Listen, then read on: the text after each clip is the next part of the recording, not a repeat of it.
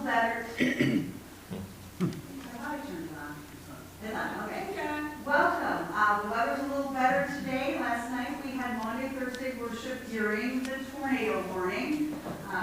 We looked at the radar and we saw that, and the warning, and it said that the tornado was northwest of Beloit going northeast, and so we said, we'll do church, and we had no idea how many. We didn't know if it would just be Derek and David and Paul and I, but we ended up with 6 more people who came out during the tornado warning. And it was a beautiful service. We shared communion with one another, but we actually, people had a choice. Nobody chose foot washing, which was fine with me, but we either washed one another's hands or we put lotion on one another's hands. And it was beautiful. And so if you weren't watching it, go ahead and go back. It's on, we recorded it, it's on YouTube. And one of the things that we said to do is during the hand washing or the putting lotion on was to look in the person's eyes, if you're alone, look in a mirror and see the image of God within you. And say, I see the image of God in you. It was so moving. I think, Bob, you were actually the most moving person that I said it to. I was explaining how to do it, and Bob and Patty were, you're right up there now. They were right here, and yeah, where you usually are. They were right here in the front seat, so I used them as examples. And when I came to Bob, I could immediately see the image of God, and it was so beautiful. So if you haven't seen that, or those worshiping online today haven't seen that, you'll want to go watch that. And then you can watch us washing and lotioning each other's hands and sharing communion. It was lovely. Welcome to our Tenebrae service. The word tenebrae means darkness in Latin. This service of deepening darkness mirrors the darkness that came over the world with the crucifixion. As the service unfolds, candles will be extinguished as we remember the final hours of Jesus' life. And the reality is that when we extinguish the final candle, the Christ candle, so this will be the last one we'll extinguish, we will experience the utter darkness that fell upon the world with Christ's final death. And actually, Jesse, when we extinguish that 4th candle, will you turn the lights off? Sure. Thank you. At the end of the service, we will depart in silence without a benediction, because until Easter Sunday, there's nothing more to say. In the beginning, darkness covered the face of the deep. And then God said, Let there be light. We're ready for slides here. In the beginning, darkness covered the face of the deep. And then God said, Let there be light.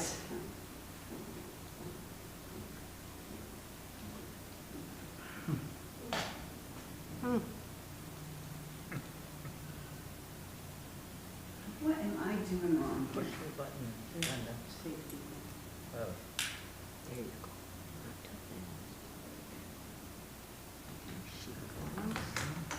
And there was light. And every day since, that light has come and gone. The sun has risen and set. The moon has waxed and waned. The light is still with us. In the beginning was the Word. And the Word was with God, and the Word was God. He was in the beginning with God.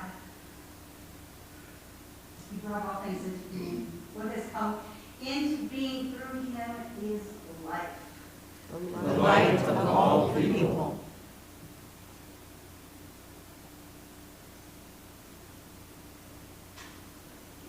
The light shined in the darkness. And the darkness did not overtake it. When God made the light, When the light of all people came into the world, God did not send away the dark. The darkness remains. God created the night for dreams and clarity, and Exhaling of the light. let us enter in this holy darkness to bear witness to the light of the world, who was extinguished by violence. Let us worship our incarnate God. Let us stand if it's comfortable for you. Let us sing together beneath the cross of Jesus.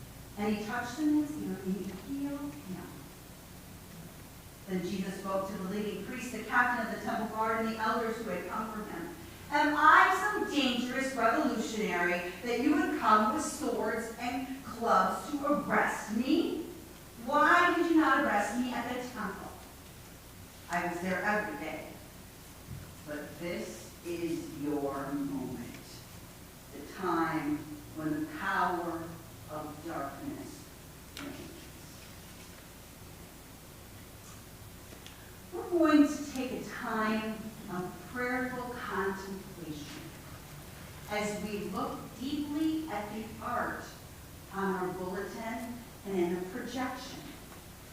Now, we did this on Ash Wednesday. If you were here on Ash Wednesday, you have a little experience with this. We're going to take a moment and let our eyes move about the image.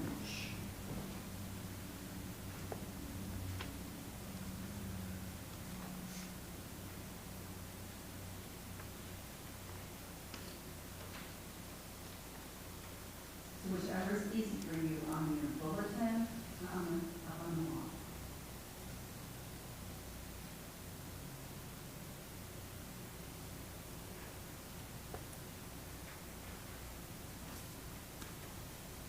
Now consider what stands out to you. Where are your eyes immediately drawn? What pieces of the image did you initially overlook? You may want to write down what speaks to you. There's a space to write on the back of the bulletin, and I did not tell Sandy to have you take a pen. So if you read the pens, if you do that. Just so we grab some in case we need. Young people are usually really, really good at this. That's what we found on Ash Wednesday, was that our younger people found things and noticed things that the grown-ups did not notice.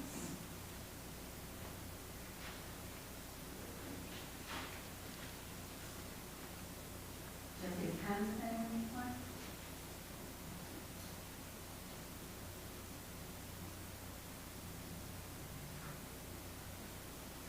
Look at the people in this image.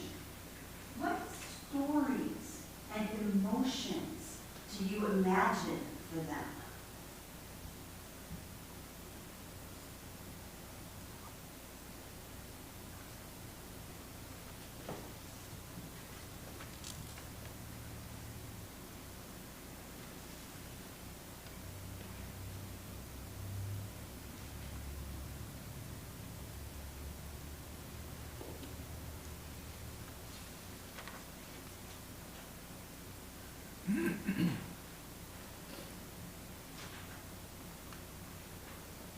If you were to place yourself in this image, where would you be?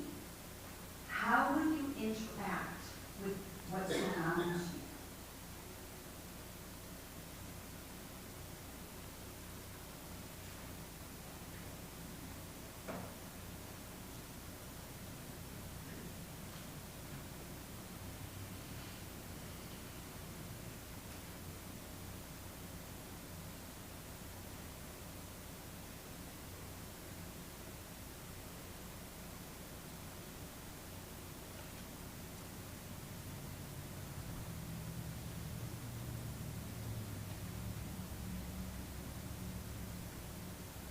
This work is titled Revealed Through Nonviolence.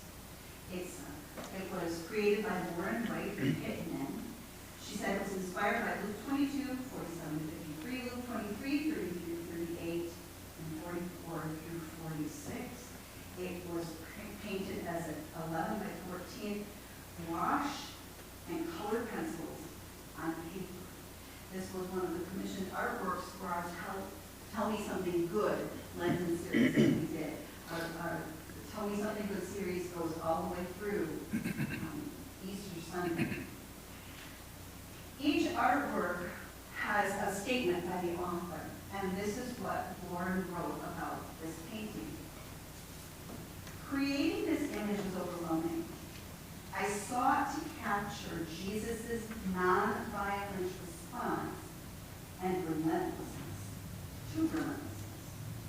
As I consider each moment of his journey of violence to the cross, I felt despondent. I know how hard it is to resist the reactive urge that courses through me, even when I experience mild forms of violence. How much more difficult, then, would it have been for Jesus to endure such dehumanizing acts? Was he stripped so completely of his humanity that only divinity remained, and even that restrained from retribution? beginning at the center, now she's going to explain what's in the picture. Beginning at the center with Judas's kiss, immediate, subversively violent. Follow the sword behind Judas. Okay, now I'm struggling with that. I see a shield behind Judas. Does anyone see a sword behind Judas in this picture? I don't know if she misspoke and meant. No, that is the sword. The white Oh, the white is the sword. is the sword being pointed towards, So what's the blue on the two sides of it? don't know. Okay. Okay, okay. Following the sword behind Judas to the top left, a disciple fiercely defends Jesus. Well, to our right, the high priest's slave screams after his ears cut off. Jesus reproves the violence and gives servant. Moving clockwise, a man representing the chief priests and temple police points an accusatory finger, wielding the authority to kill an innocent man. To his right, now again, is his left, our right. A man crafts Jesus' cross, quietly sustaining the violence of the status quo. Below him, an opportunist casts lots for Jesus' clothes, while a leader laughs at the impossibility that the Messiah will save himself. Finally, at the bottom left, a man offers Jesus sour wine in a moment of deep thirst, physical and spiritual. At the heart of it all, Jesus, tearful, looking at us, his halo shines, revealing the many faces of violence around him. From the foundation of his steady posture grows an olive tree. Did you notice that? Yeah. The olive tree growing out of him. Its branches extend beyond his clothing, reaching out to embrace those around him.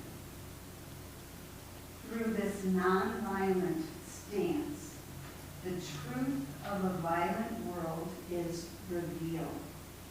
And in that truth, the good news of peace finds soul in which to take root, to grow, and to flourish. Let's stay seated as we sing 2 verses of what one of those songs is.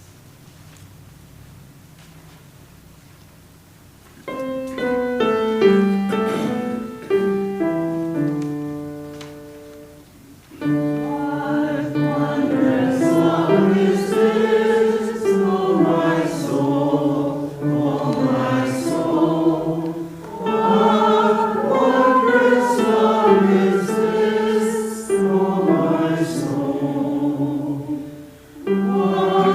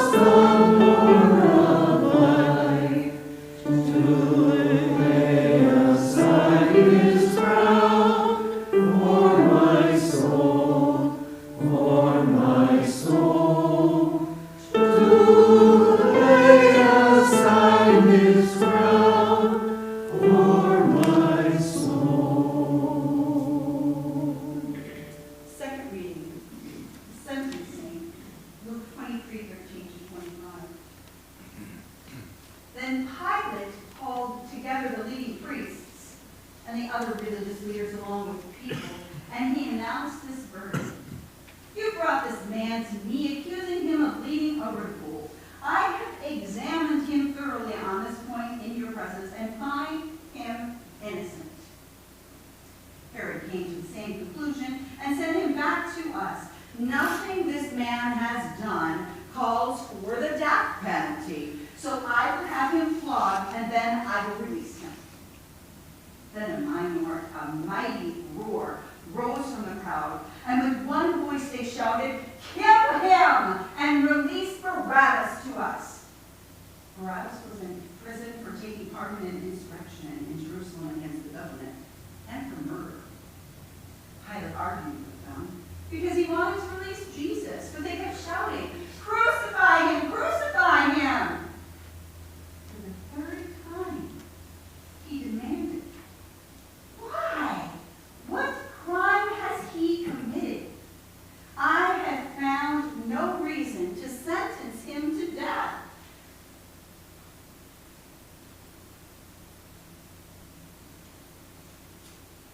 The mob shouted louder and louder, demanding that Jesus be crucified, and their voices prevailed. So Pilate sentenced Jesus to die, as they demanded. As they had requested, he released Barabbas, the man in prison for insurrection and murder. But he turned Jesus over to them to do as they wished.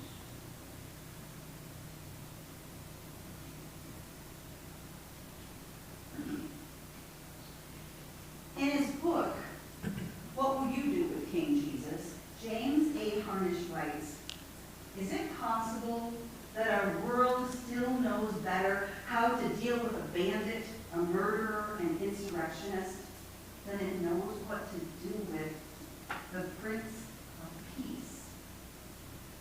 Is it possible that we would rather deal with raw power that rides on a stallion than with this one who comes on a donkey with weapons of love, patience, suffering, and peace? Given the choice, isn't it possible that we would take Barabbas too?" Friends, the Passion narrative invites us to place ourselves in the story, to examine our own complicity in cycles of violence. And the good news is we don't have to do the same. The God who made us knows our hearts, knows our flaws, and knows our best intentions. We don't have to hide. There's no reason to save face. Let us simply turn to God in prayer with our whole hearts. Holy God, we can see ourselves in any number of people surrounding Jesus in his final days. We are Judas, betraying what we hold most dear: status, wealth, and security. We're the soldiers, using our own power to maintain the status quo which serves us. We are the disciples, brandishing our weapons to fight violence with violence. And we are the hungry servants, victim of a world out there hungry. Prince of Peace, forgive us. We're Herod, finding our entertainment at the expense of other people's dignity. We are Pilate, excusing ourselves from the blame that is rightfully ours. We are the crowd, foaming at the mouth and demanding blood, and we are Barabbas, our lives spared while others are crucified. Prince of Peace, forgive us. Forgive us, we pray, for the parts that we have played. Set us free from the sin that chokes the world, threatening to extinguish all that is good and beautiful. Break the cycles of violence. Step into the machinery of a world fueled by the division. Oh, let me read that again because that was too great of a sentence. So look at it. Break the cycles of violence. Step into the machinery of a world fueled by division and disrupt us. Forgive us, Prince of Peace. Have mercy upon us. Amen. Family of faith, the impossibly good news is that we're forgiven. No matter what we have done,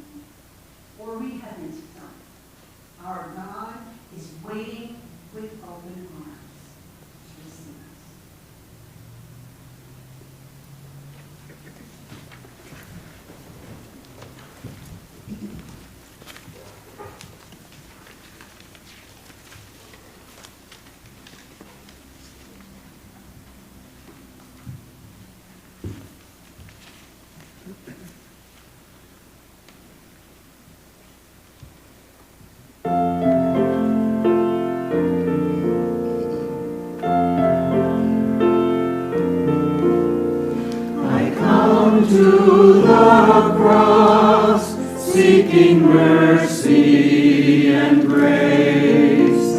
I come to the cross where you died in my place. Out of my weakness and into your strength, humbly I come to the cross.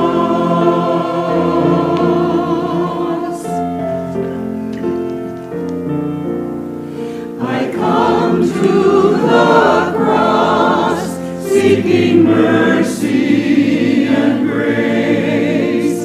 I come to the cross where you died in my place. Out of my weakness and into your strength, humbly I come to the cross. Jesus, keep me near the cross. There a precious fountain, free through all the healing stream, flows from Calvary's mountain. In the cross, be my glory ever, till my raptured soul shall find rest beyond the river.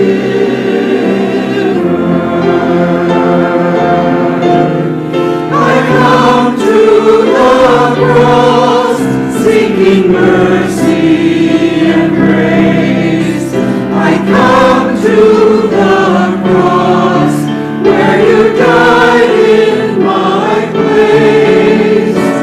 Out of my weakness and into your strength, humbly I come to the cross. Out of my weakness and into your strength, humbly I come to the cross.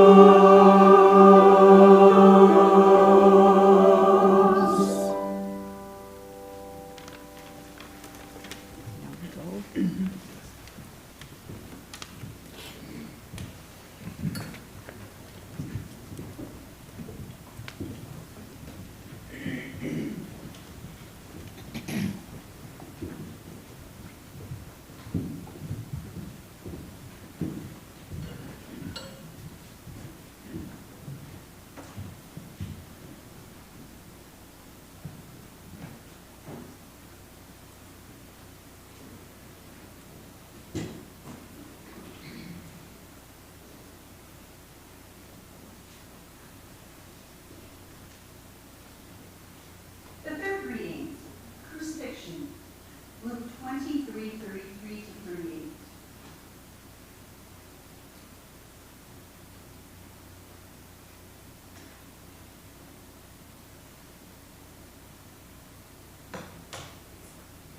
Then they came to a place called the Skull. They nailed him to the cross. And the criminals were also crucified, one on his right and one on his left. Jesus said, Father, forgive them, for they don't know what they are doing. And the soldiers gambled for his clothes by throwing dice. The crowd watched, and the leaders scoffed. He saved others, they said. Let him save himself if he is really God's Messiah. the chosen one. The soldiers mocked him too by offering him a sour drink, a drink of sour wine.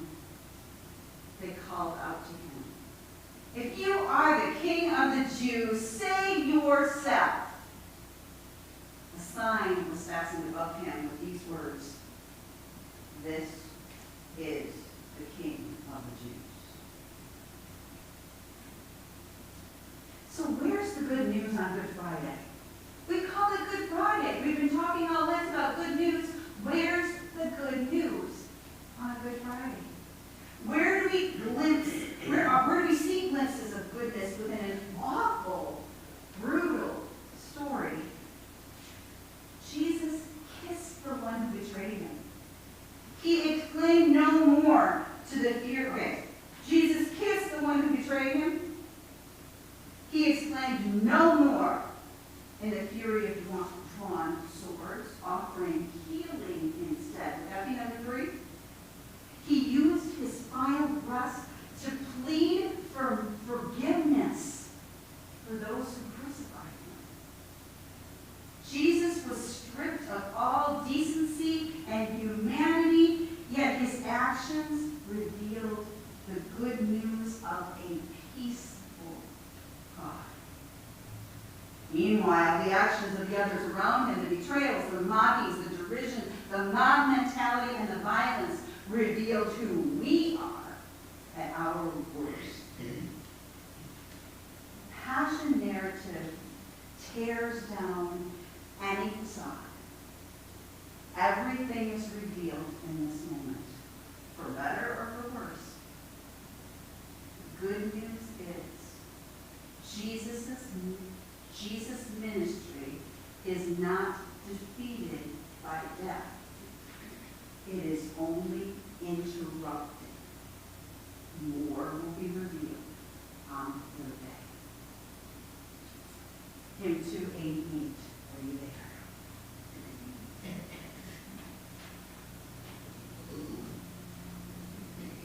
Were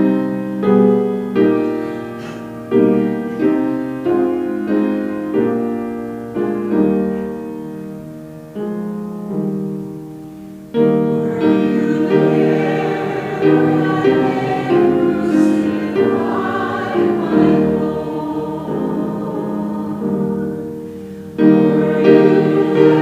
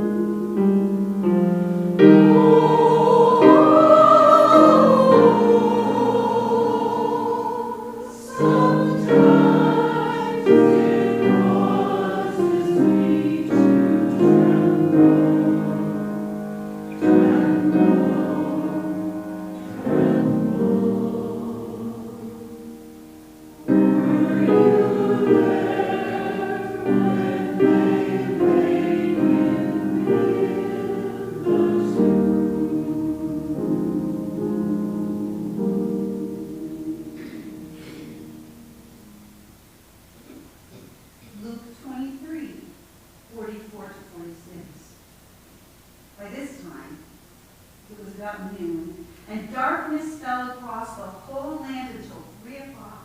The light from the sun was gone. And suddenly, the curtain in the sanctuary of the temple was torn down the middle. And Jesus said, Father, I entrust my spirit into your hands. And with those words, he breathed his last.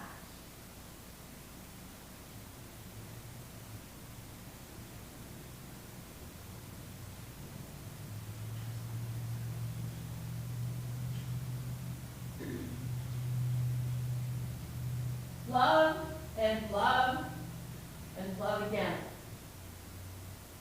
If you back a cat into a corner, she'll arch her back, show her teeth, hiss in your direction. If you back a human into a corner, they will raise your fists, raise our voices, throw words of hate in your direction. But when we backed Jesus into a corner, he said, forgive them, for they know not what they do. He offered grace to the criminal hanging beside him when he backed Jesus into a corner.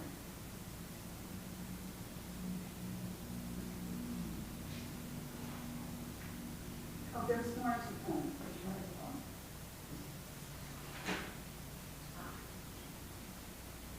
He loved and loved and loved again.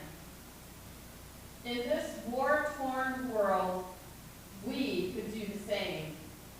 We could ground the bomber's planes, empty the gun cartridges, unclench our fists, soften our jaws. They say it can't be done, but this is war-torn world, and we could try. Love and love and love again. Laura's been reading our poems all through Lent. Due to some circumstances, I didn't have this done until late. And so I thought, oh, I won't ask her. And she just said, oh, should I read the poem? Well, of course. She's been reading them all through. There have been some beautiful poems in the series. If you took one of the weekly devotionals and then you just kind of set it aside, you want to go back and read those poems. The poems for last night were just utterly beautiful. And then this one also. What do we do when the world comes at us with whatever kind